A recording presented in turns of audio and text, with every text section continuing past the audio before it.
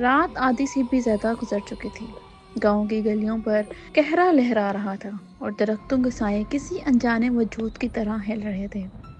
پرانی کچی گلی کے آخر میں ایک خستہ حال مکان تھا جس میں گاؤں والے چوپال کا پرانا ڈیرا کہتے تھے۔ دن کے وقت یہ جگہ بھلے ہی ویران دکھائی دیتی، مگر رات کے سناٹے میں یہ پورا ڈیرا جیسے جاگ اٹھتا تھا۔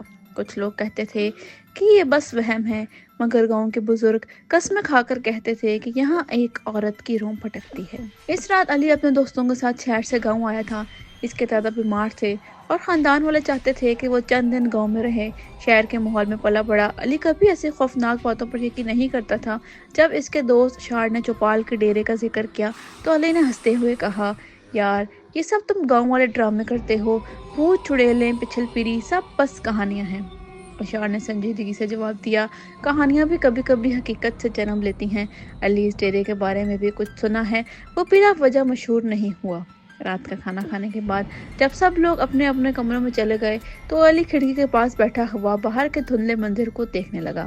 اچانک اسے لگا جیسے دور کہیں کوئی عورت رو رہی ہے۔ آواز اتنی دھیمی تھی کہ صرف ایک سرسراہٹ محسوس ہوتی تھی، مگر اس میں کچھ ایسا تھا جو سیدھا دل پر لگ رہا تھا۔ علی نے کھڑکی کا پٹ کھولا تو آواز کچھ زیادہ صاف سنائی دی۔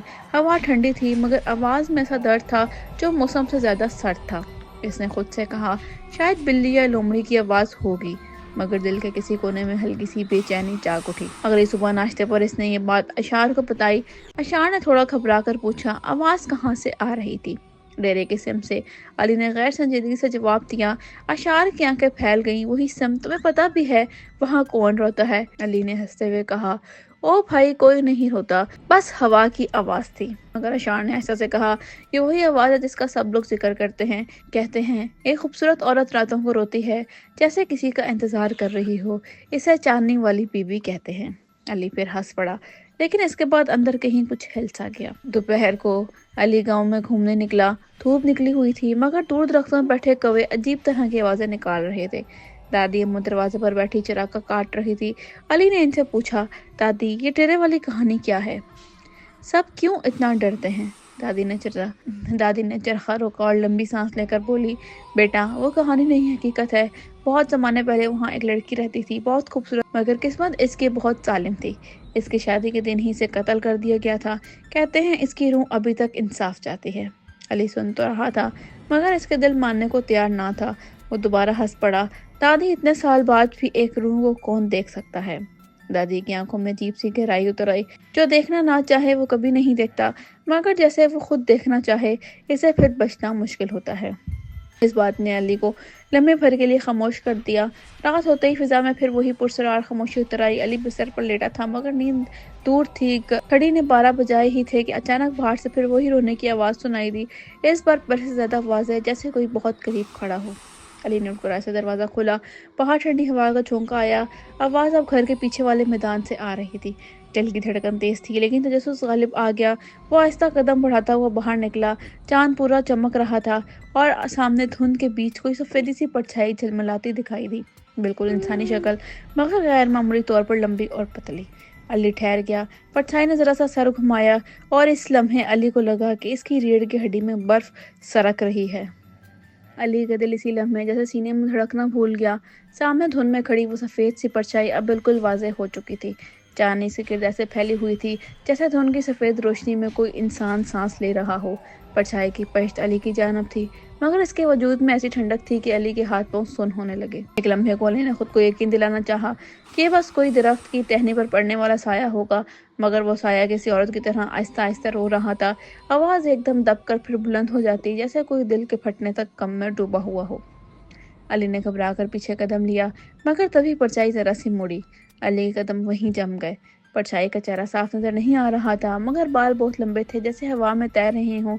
ہر ایک تار روشنی کے ساتھ لہریں بنا رہا تھا۔ اس کے لباس میں ایک عجیب سا قرابت تھی، عام عورتوں والی نہیں تھی، جیسے کسی پرانی رسم یا پرانے زمانے کا لباس ہو۔ ایک ٹھنڈی لہر علی کے پیروں سے اٹھ کر سر تک پہنچ گئی۔ اس لمحے پرچھائی پوری طرح علی کی طرف مڑی، مگر چہرہ اب بھی دھند سے ڈھکا ہوا تھا۔ علی کے منہ سے بے اختیار آواز نکلی، کون ہو تم؟ اس سوال کے بعد ایک دم خاموشی چھا گئی۔ عورت کی آواز رک گئی، ہوا بھی جیسے چند لمحوں کے لیے ٹھہر گئی۔ چند سیکنڈ بعد ایک انتہائی مدھم درد بھری آواز سنائی دی، وہ آیا ہے کیا؟ علی نے سہم کر کہا، کون کون آیا ہے؟ پرچائی نے ہو سر اٹھایا۔ چاندنی اس کے چہرے پر پڑی اور علی کے قدموں تلے زمین جیسے کھسک گئی۔ چہرہ انسان جیسا تھا مگر آنکھیں بالکل سیاہ، خالی تہ درد تھے اندھیرے جیسی، اور اس کی ناک کے نیچے سے ہلکی لکیر کی طرح خون کا پرانا داغ پھیلا ہوا تھا۔ علی کا جسم کم کپا اٹھا۔ عورت کی آواز پھر سنائی دی، اس پر اتنی قریب کہ جیسے وہ علی کے بالکل سامنے کھڑی ہو۔ وہ جس نے مجھے مارا، کیا وہ لوٹ آیا ہے؟ علی پیچھے ہٹا مگر اس کے قدم جیسے زمین پر چپک گئے تھے، زبان بھی ساتھ چھوڑ گئی تھی۔ پرچھائی نے ایک قدم آگے بڑھایا، اس کے قدم زمین کو چھو بھی نہیں رہا تھا، وہ ہوا میں تیر رہی تھی۔ علی نے پوری قوت سے خود کو پیچھے دھکیلا اور تیزی سے گھر کی طرف بھاگا۔ دل ایسے دھڑک رہا تھا جیسے سینہ پھاڑ کر باہر آ جائے گا۔ گھر پہنچ کر اس نے زور سے دروازہ بند کیا اور سانس پھولتے ہوئے دیوار سے لگ گیا۔ چند لمحے بعد اس نے ہمت کر کے باہر کی طرف جھانکا۔ میدان خالی تھا، وہ پرچھائی غائب ہو چکی تھی، مگر علی کو یقین ہو چکا تھا وہ چیز انسان نہیں تھی۔ اگلی صبح علی کے چہرے کی زردی دیکھ کر دادی اور اشار دونوں چونک گئے۔ اشار نے علی کے کندھے پر ہاتھ رکھتے ہوئے کہا، کچھ ہوا ہے؟ تم ٹھیک نہیں لگ رہے۔ علی نے جھجکتے ہوئے رات کا واقعہ سنا دیا۔ اشار پڑھے سن کر ہنس پڑا مگر علی کے چہرے کی سنجیدگی دیکھ کر خاموش ہو گیا۔ دادی نے گہری سانس لی۔ میں نے تمہیں کہا تھا بیٹا، وہ یہاں موجود ہے، اس کی بے چینی پڑ رہی ہے۔ علی نے پریشانی سے پوچھا، آخر وہ چاہتی کیا ہے؟ دادی نے ہولے سے جواب دیا، وہ انصاف چاہتی ہے۔ اس کی موت حادثہ نہیں تھی، اسے دھوکے سے مارا گیا تھا، اور جس نے اسے مارا وہ کبھی پکڑا نہیں گیا۔ علی نے سوچ کر پوچھا، مگر اس سب کا مجھ سے کیا تعلق؟ وہ رات کو مجھے ہی کیوں دکھائی دی؟ دادی اماں کی نظریں اچانک عجیب سی ہو گئی۔ انہوں نے کہا، کیونکہ تم اس شخص جیسے دکھتے ہو جس نے اسے دھوکہ دیا تھا۔ یہ سن کر علی کا جسم جیسے کرنٹ توڑ گیا۔ وہ بے یقینی سے دادی کو دیکھنے لگا۔ اشار بھی گھبرا کر پوچھا، دادی آپ کس کی بات کر رہی ہیں؟ دادی نے ایسے وہ نام لیا جس نے فضا میں ایک سخت خاموشی بھر دی۔ وہ شخص تمہارے دادا کا بڑا بھائی تھا۔ کبھی خاندان میں اس بڑے بھائی کے بارے میں نہیں سنا تھا، اسے یہ بھی علم نہ تھا کہ اس کے دادا کا کوئی بھائی موجود بھی تھا۔ دادی نے بامشکل آواز نکالی، وہ بدنام تھا، عورتوں کو بلا کر بھاگ جاتا تھا، مگر اس لڑکی کے ساتھ اس نے بہت ظلم کیا تھا۔ اس ظلم نے اس کی موت کو جنم دیا اور اس لڑکی کو، انہوں نے لرزتی آواز میں جملہ مکمل کیا، چاندنی والی بی بی بنا دیا۔ علی کے دل میں کہانی کی تمام کڑیاں ایک ساتھ جڑنے لگیں اور رات دیکھی ہوئی وہ پرچھائی اب اس کے ذہن پر نقش ہو چکی تھی۔ علی کا ذہن دادی کی باتوں سے پوری طرح جھنجھلا گیا تھا۔ اسے یقین ہی نہیں آ رہا تھا کہ اسے خاندان میں ایسا بھی کوئی سایہ موجود ہے، کوئی ایسا انسان جس کے گناہ اتنے سنگین ہوں کہ بیچاری لڑکی کی روح دھائیوں بعد بھی پھٹک رہی ہو۔ علی نے دھیرے سے پوچھا، دادی آخر اس کے ساتھ ہوا کیا تھا؟ دادی اماں کی آنکھیں تورخلا میں یوں ٹک گئیں جیسے پرانی یادیں کسی زخم کی طرح پھر سے کھل گئی ہوں۔ انہوں نے آہستہ آہستہ کہنا شروع کیا، تمہارے دادا کا بڑا بھائی رازق، وہ بہت خوش شکل تھا مگر دل کا برا۔ گاؤں کی کئی لڑکیاں اس کی محبت پر یقین کر بیٹھی تھیں مگر وہ سب کو دھوکہ دے دیتا تھا۔ اسی طرح اس نے ایک دن چاندنی رات کے نیچے اس لڑکی سے بھی محبت کا وعدہ کیا تھا۔ لڑکی کا نام نازنین تھا، خوبصورت، نیک اور سب کی لاڈلی۔ اس نے رازق پر بھروسہ کیا، دونوں کی شادی طے پائی، مگر شادی والے دن رزاق اچانک غائب ہو گیا۔ نازنین کو گاؤں والوں کا سامنا کرنا پڑا، لوگ طعنے دیتے رہے اور جب رزاق کی بے وفائی کی خبر پھیلی، نازنین کے خاندان والوں نے غصے میں اسے گھر سے نکال دیا۔ وہ رات بھر روئی اور پھر دادی کی آواز رند گئی۔ اگلے دن وہ ڈیرے کے پیچھے مردہ ملی، اس کے سر پر چوٹ تھی۔ گاؤں والوں نے کہا کہ شاید اس نے خود کو مارا ہے، مگر سچ کچھ اور تھا۔ علی ساکت بیٹھا تھا۔ اشار نے رکتے دل سے پوچھا، کیا سچ تھا دادی؟ دادی نے ایسے سے کہا، رازق کی واپسی ہوئی تو اس نے سب کے سامنے کہا کہ نازنین پاگل تھی اور خود مر گئی، مگر کچھ لوگوں نے اسے اس رات ڈیرے کے آس پاس دیکھا تھا۔ وہ نازنین کو سمجھانے آیا تھا یا کچھ اور کرنے، کوئی نہیں جانتا، مگر اتنا ضرور ہوا کہ اس کے بعد نازنین کی روح کبھی سکون میں نہ آئی۔ علی کے دل پر جیسے بوجھ سا آ گیا۔ اور پھر رازق کہاں گیا؟ شرمندگی کے ڈر سے بھاگ گیا، کوئی سال بعد شہر میں مر گیا، کسی نے اس کا جنازہ بھی نہیں دیکھا، واجبہ قتل جیسے مر گیا۔ کمرے میں ایک بھوجل اداس خاموشی پھیل گئی۔ علی نے سر تھام لیا، تو وہ روح وہ نازنین ہے؟ ہاں بیٹا، دادی نے سردگی سے کہا، اور اب جب اس نے تمہیں دیکھا ہے، جو شکل و شاپت تھی رازق سے بہت ملتی ہو، اسے لگا کہ اس کا قاتل لوٹ آیا ہے۔ علی کی ریڑھ کی ہڈی میں دوبارہ وہی وہم والی ٹھنڈک اتر گئی۔ دوپہر تک علی کے ذہن میں صرف ایک ہی سوال گونج رہا تھا، کیا وہ مجھ سے کچھ چاہتی ہے یا مجھے نقصان پہنچانا چاہتی ہے؟ اس سوال کا جواب کسی کے پاس نہیں تھا۔ پھر شام کے وقت ایک عجیب واقعہ ہوا۔ علی گھر کے برآمدے میں بیٹھا موبائل پر کوئی ویڈیو دیکھ رہا تھا کہ اچانک سامنے رکھے مٹی کے چراغ کی لو آہستہ آہستہ لرزنے لگی، حالانکہ ہوا کا کوئی جھونکا نہیں چل رہا تھا۔ چراغ کی لو پہلے چھوٹی ہوئی، پھر بلند اور پھر ایک دم بجھ گئی۔ علی نے چونک کر سر اٹھایا۔ سامنے والے درخت کی شاخ پر ایک سفید کپڑے کا ٹکڑا لٹک رہا تھا، ایسا جیسے کسی نے وہاں سے گزرتے ہوئے اپنا آنچل پھاڑ دیا ہو۔ علی نے کھڑے ہو کر سے غور سے دیکھا۔ وہ ہوا میں بے حد آہستہ آہستہ لہرا رہا تھا، جیسے کسی کے ہاتھ نے ابھی چھوڑا ہو۔ اشار باہر آیا تو علی نے اشارہ کر کے پوچھا، یہ کپڑا پہلے بھی تھا کیا؟ اشار نے الجھ کر جواب دیا، نہیں، یہاں تو کچھ نہیں ہوتا۔ علی نے قدم بڑھائے ہی تھے کہ اسے لگا جیسے گرد پیش کی ہوا بہت ٹھنڈی ہو گئی ہے۔ پیچھے سے کسی عورت کی رونے جیسی دبی دبی سسکی سنائی دی، جیسے کوئی بہت دور سے پکار رہا ہو۔ علی کا دل زور سے دھڑکا۔ وہ دونوں گھر کے اندر بھاگ گئے۔ دادی نے انہیں پریشان دیکھا تو سوچ میں پڑ گئی۔ علی نے کپڑے کا ٹکڑا دکھایا۔ وہ پہلے تو ہکا پکا رہی، پھر دھیمے لہجے میں بولی، یہ اس کے کپڑے جیسا ہے، وہی سفید دوپٹہ جس میں اسے آخری بار دیکھا گیا تھا۔ اشار کے چہرے کا رنگ اڑ گیا۔ علی کی سانسیں بے ترتیب ہو گئی۔ تو اس کا مطلب مجھ سے کچھ کہنا چاہتی ہے یا مجھے ڈرانا چاہتی ہے؟ دادی نے ایسے سے کہا، وہ چاہتی ہے جو برسوں سے چاہ رہی ہے سچ، اور تمہارا اس سے کسی نہ کسی طرح تعلق بن چکا ہے۔ علی نے بے چینی سے پوچھا، مگر میں کیا کروں؟ دادی نے کہا، اس کی روح کو سکون دلاؤ، سچ تھامے لاؤ، راضی کے گناہ پاک کرو۔ علی نے حیرت سے کہا، میں کیسے؟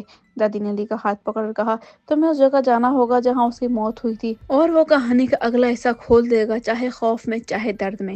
علی کے دل میں ایک ہی خیال آیا، ڈیرے پر واپس جانا ہوگا آج رات۔ اشار نے فوراً منع کیا، پاگل ہو گئی ہو، وہاں رات کو جانا جان کھو دینے میں ڈالنا ہے۔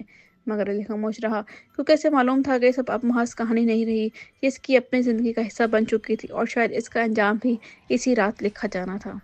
رات گہری ہو چکی تھی، گاؤں کی خاموشی کسی مردہ شہر جیسی لگ رہی تھی، اور آسمان پر چاند ایک زخمی چراغ کی طرح مدھم سا چمک رہا تھا۔ علی نے چادر اوڑھی، ہاتھ میں ٹارچ لی اور آہستہ آہستہ دروازہ کھول کر باہر نکلا۔ اشار نے لاکھ منع کیا، مگر علی فیصلہ کر چکا تھا۔ میں نہیں رکوں گا، مگر تنہا مت جا، میں بھی چلتا ہوں، اشار نے آخرکار نہ چاہتے ہوئے پوری ہمت کے ساتھ کہا۔ دونوں پگڈنڈی کی طرف بڑھے، ہر قدم پر زمین جیسے ان کے وزن سے کرہا رہی تھی، درختوں سے ٹھنڈی ہوا سرسراتی ہوئی گزر رہی تھی، اور دور کہیں بندروں کی آوازیں ماحول میں عجیب سا خوف کھول رہی تھیں۔ چاندنی میں ڈیرا سامنے نظر آیا، ویران ٹوٹا ہوا، مگر جیسے آج کے 5 سے زیادہ زندہ۔ علی نے قدم روکے بغیر کہا، ہمیں یہاں آنا ہی ہوگا، اگر سچ جاننا ہے تو۔ اشار ڈرتے ڈرتے بولا، یار مجھے ابھی بھی لگ رہا ہے یہ غلط فیصلہ ہے۔ علی نے ٹارچ اونچی کی اور ڈیرے کے اندر قدم رکھ دیا۔ اندر داخل ہوتے ہی ایک عجیب سردی نے دونوں کو اپنے لپٹ میں لے لیا، ایسی سردی جو موسم کی نہیں ہوتی بلکہ کسی بے چین روح کی ہوتی ہے۔ ڈیرے کی فرش پر بوسیدہ مٹی، پرانے اوزار اور دیواروں پر کائی جمی ہوئی تھی، مگر سب سے زیادہ خوفناک بات تھی اندر کی بدبو، گیلی مٹی، خون اور پرانے کپڑوں کی بو۔ علی نے دھیمی آواز میں پوچھا، یہی جگہ تھی نا؟ اشار نے سر ہلایا، ہاں، اسی ڈیرے کے پیچھے اس کا جسم ملا تھا۔ اچانک ٹارچ کی روشنی جھلملاتی اور کچھ لمحوں کے لیے بجھ گئی۔ دونوں کے دل ایک ساتھ دھڑکے۔ اندھیرے میں علی کو لگا جیسے کوئی ان کے پاس سے گزرا ہو۔ سرد ہوا کی ایک لہر گزر کر پیچھے کی دیوار سے ٹکرا گئی۔ ٹارچ دوبارہ روشن ہوئی تو سامنے وہی چیز رکھی تھی جس نے علی کے قدم مجمد کر دیے۔ وہی سفید کپڑا جو آج شام درخت پر لٹک رہا تھا، مگر اب وہ خون بھیگا ہوا تھا۔ اشار نے خوفزدہ آواز میں کہا، یہ یہاں کیسے آیا؟ تم نے اسے ہاتھ بھی نہیں لگایا تھا۔ علی نے ہولے سے کپڑا اٹھایا۔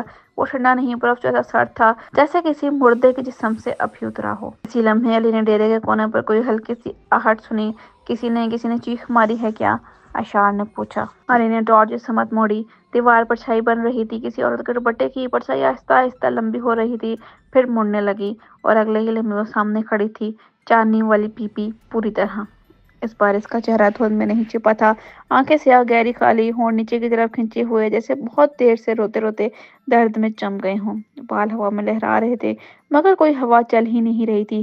اس کے سفید لباس پر خون پھیلا ہوا تھا، پرانا سوکھا ہوا، مگر بو ابھی تازہ تھی۔ اشار زور سے چیخا اور پیچھے ہٹ گیا۔ علی کے ہاتھ سے کپڑا گر گیا۔ اس عورت کی آواز آئی، بہت مدھم، مگر اتنی قریب کہ علی کا دل پھٹنے لگا۔ کیوں؟ علی نے کانپتی آواز میں کہا، میں رزاق نہیں ہوں، تم غلط سمجھ رہی ہو۔ عورت کی آنکھوں میں ایک لمحے کے لیے آگ سی بھڑکی، پھر اس نے دھیمی آواز میں کہا، جھوٹ، پہلے بھی جھوٹ بولا تھا۔ علی روحان سا ہو کر بولا، میں رزاق نہیں، میں اس کا پوتا بھی نہیں ہوں، میرا اس سے کوئی تعلق نہیں۔ روح آہستہ آہستہ علی کے قریب آ گئی، اس کے قدم زمین کو نہیں چھو رہے تھے۔ چاندنی میں تم نے میرا ہاتھ پکڑا تھا، مجھ سے وعدہ کیا تھا، میرے سر سے دوپٹہ تم نے کھینچا تھا۔ ہر جملے کے ساتھ اس کی آواز خوفناک ہوتی جا رہی تھی۔ علی دائیں طرف دیوار سے ٹکرا گیا، اشار کانپتا ہوا پیچھے کھڑا تھا۔ میں نے نہیں کیا، میں وہ نہیں ہوں، علی چیخا۔ روح کچھ لمحے کے لیے رکی، جیسے سوچ رہی ہو، پھر اس نے انتہائی آہستگی سے ٹوٹی ہوئی آواز میں کہا، تو پھر مجھے بتا، میری موت کیوں ہوئی؟ سچ کون چھپا رہا ہے؟ وہ کہاں ہے؟ علی کا دماغ ایک دم صاف ہو گیا۔ روح اسے مارنے نہیں آئی تھی، وہ جواب چاہتی تھی، وہ انصاف چاہتی تھی۔ علی نے ہولے سے کہا، میں تمہیں سچ دوں گا، میں پتہ لگاؤں گا کہ تمہارے ساتھ کیا ہوا، میں قسم کھاتا ہوں۔ रूह खामोश रही, फिर आहिस्ता आहिस्ता पीछे हटी। चांदनी उसके इर्द गिर्द पिघलने लगी जैसे धुंध रोशनी में गुम हो रही हो। जाते जाते वो बस एक जुमला छोड़ गई, कल रात मैं फिर आऊंगी। अगर सच ना मिला तो तुम भी वहीं मिलोगे जहां मैं हूँ। यार जमीन पर बैठ गया हमते हुए, यार ये हमने क्या देख लिया। अली ने पसीना पहुंचा, मगर इसके अंदर एक चीज मचल रही थी, अब इसे रुकना नहीं था। रूह ने इसे 3 दिन दिए थे। 3 दिन में इसे नाज़नीन की मौत का सच तलाश करना था, वरना वो खुद भी इसी रात उसके साथ हो जाता। अली और रशार पूरी रात सो न सके। अली के जहन में रूह की वो आखिरी आवाज़ बार बार गूंज रही थी, कल रात मैं फिर आऊंगी। अगर सच ना मिला तो तुम भी वहीं मिलोगे जहां मैं हूँ। सुबह होते ही अली ने दादी से जल्दी जल्दी सवाल करना शुरू कर दिए। दादी, नाज़नीन की मौत की पूरी बात बताएं, छुपाया क्या गया था और राशिद ने क्या किया था। दादी ने कामती आवाज़ में कहा, बेटा वो मामला बहुत पुराना है, सब सबूत मिट चुके हैं, मगर एक आदमी था जिसे सबसे ज्यादा मालूम था। कौन? फकीर बाबा, जो गांव के बाहर कब्रिस्तान के पास रहता है। वो आखिरी शख्स था जिसने नाज़नीन को जिंदा देखा था। अली ने बगैर वक्त ज़ाया किए अशार के साथ कब्रिस्तान की तरफ रवाना हो गया। वो जगह हमेशा से खौफनाक थी, मगर आज वहाँ की खामोशी में कुछ ज़्यादा ही वज़नी दबाव था। फकीर बाबा झोंपड़ी के बाहर बैठे आंखें बंद किए जिक्र कर रहे थे। अली ने अदब से सलाम किया। फकीर बाबा ने आंखें खोली। इनकी आंखों में ऐसी गहराई थी जैसे वो इंसान के चेहरे को नहीं, इसकी तकदीर को देख लेते हों। तुम वो हो? फकीर बाबा ने अली की तरफ इशारा किया जिससे वो चांदनी में मिली थी। अली का जिस्म काम गया। आपको कैसे पता? फकीर बाबा ने ठंडी सांस ली। और वो अपनी आवाज़ हमेशा मुझे देती है, नाज़नीन आज रात तक सुकून नहीं पाएगी जब तक इसका कातिल बेनकाब ना हो जाए। अली ने घबरा कर पूछा, क्या राजिक ने इसे मारा था? फकीर बाबू ने जवाब देने के बजाय दूर कब्रिस्तान की तरफ देखा। राजिक ने धोखा जरूर दिया, मगर आखिरी चोट इसने नहीं मारी थी। अली स्टंट रह गया। तो फिर कौन था? फकीर बाबा ने होले से कहा, वो शख्स जिस पर किसी ने कभी शक नहीं किया, नाज़नीन का अपना भाई अहमद। अशार ने चौंक कर कहा, मगर क्यों? फकीर बाबा ने आहिस्ता आहिस्ता पूरी कहानी खोली। अहमद गुस्से का तेज था। जब रजाक ने नाज़नीन को छोड़ा, अहमद ने समझा कि नाज़नीन ने खानदान की इज्जत मिट्टी में मिला दी। उस रात जब नाज़नीन डेरे पर राज़िक का इंतजार कर रही थी, अहमद वहां पहुंचा। दोनों में सख्त झगड़ा हुआ और गुस्से के हाथों अहमद ने नाज़नीन को दीवार से धक्का दे दिया। सर पर चोट लगी और वो वहीं दम तोड़ गई। तब तक अहमद ने रजाक पर इल्जाम डाल दिया। रजाक बेकसूर ना था, मगर कातिल भी ना था। अहमद ने खौफ के मारे सच कभी नहीं बताया और कुछ साल बाद वो पागल होकर मर गया। अली के जिस्म में जैसे बिजली दौड़ गई। तो नाज़नीन जिस इंसाफ की तलाश में है वो राजिक नहीं, अहमद की हकीकत है। नाज़नीन जिस इंसाफ की तलाश में है वो राजिक नहीं, अहमद की हकीकत है। फकीर बाबा ने सर हिलाया। हाँ, और वो चाहती है कि तुम इस सच को कह दो इसके सामने, वरना वो तुम्हें रजाक समझकर साथ ले जाएगी। अली के अंदर अब खौफ कम और जिम्मेदारी ज्यादा पैदा हो चुकी थी। रात दोबारा उतर आई। वही चांद, वही हवा, वही डेरे की गर्द गहरी खामोशी। अली और अशार डेरे में खड़े थे। अशार का चेहरा खौफ से सफेद था, मगर वो अली को छोड़कर जाने के लिए तैयार नहीं था। अली ने फकीर बाबा की दी हुई लकड़ी पर दरूद पढ़कर डेरे के बीचों बीच काट दी। तैयार हो? अशार ने काम कर पूछा। अली ने सर हिलाया। अगर मैं ना बोल सका तो मैं शायद वापस ना आऊँ। चंद लम्हे गुजरे, फिर फिजा में एक सर लहर दौड़ी। चिराग बुझ गए, हवा रुक गई और फिर वो आ गई, चांदनी वाली बीबी। इस बार वो पहले से कहीं ज्यादा करीब, ज्यादा वादा, ज्यादा खौफनाक थी। इसकी आवाज़ टूटी हुई मगर साफ। सच मिला? अली ने हिम्मत जुटाई। हाँ, तुम्हारी मौत रज़ाक ने नहीं, अहमद ने दी थी, तुम्हारे अपने भाई ने। रूम का चेहरा एकदम सख्त हो गया। आंखें फैल गई जैसे बाकी दुनिया गायब हो गई हो। अली ने मजीद कहा, राजिक बेवफा था मगर कातिल नहीं था। अहमद ने गुस्से में तुम्हें धक्का दिया था, इसने कभी माना नहीं, मगर आज मैं तुम्हें बताने आया हूँ तुम बेकसूर थी। अचानक रूम के इर्द गिर्द की धुंध सुर्ख होने लगी। चेहरे पर सदमा, गुस्सा, दर्द सब कुछ इकट्ठा था। मेरे भाई ने? इसने ऐसा कहा जैसे इसका दिल टूटकर फिर से मर गया हो। अली ने कांपते हुए कहा, हाँ, मैं कसम खाकर कहता हूँ यही सच है। रूह चंद लम्हे खामोश रही, फिर इसकी आंखों से धुआं उठा। वो धीरे धीरे जमीन से ऊपर जाने लगी। इसके चेहरे पर शदीद दुख आहिस्ता आहिस्ता सुकून में बदलने लगा। मैं आज़ाद हूँ, अली ने सर झुकाकर कहा। हाँ, तुम आज़ाद हो। एक नूरानी से रोशनी इसके इर्द गिर्द पैदा हुई। इसने आखिरी बार अली को देखा, इस बार नफरत नहीं, शुक्रगुजारी के साथ। मेरा हक अदा हो गया, अब मैं वापस जा रही हूँ। चांदनी तेज हुई।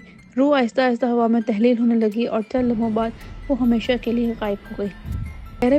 डेरे पर पहली सर्दी खत्म हो गई। हवा चलने लगी। चिराग खुद ब खुद जल उठा। अली जमीन पर बैठ गया, थका हुआ मगर मुतमईन। अशार ने दरसते हुए इसे गले लगाया। यार, हम बच गए। अली ने आसमान की तरफ देखा। चांद अब पहले ज्यादा रोशन था, जैसे किसी की रूह आखिरकार सुकून पा चुकी हो। और यूं चांदनी वाली बीबी की कहानी हमेशा के लिए खत्म हो गई।